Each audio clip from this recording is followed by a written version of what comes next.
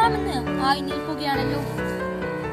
ത്യാഗത്തിന്റെ ആ രൂപമായ ഉണ്ണി യേശുവിന്റെ ജന്മത്തിന്റെ ഓർമ്മയായ ക്രിസ്മസ് പുലരി വീണ്ടും വരികയാണല്ലോ. നാം ആയിരിക്കുന്ന ഇടങ്ങളിലായിരുന്നത് കൊണ്ട് തന്നെ ഉണ്ണിയേശു പകർന്നു നൽകിയ സ്നേഹത്തിന്റെ, സന്തോഷത്തിന്റെ, സമാധാനത്തിന്റെ, ത്യാഗത്തിന്റെ സന്ദേശം പ്രഘോഷിക്കാൻ നമുക്ക് സാധിക്കണം.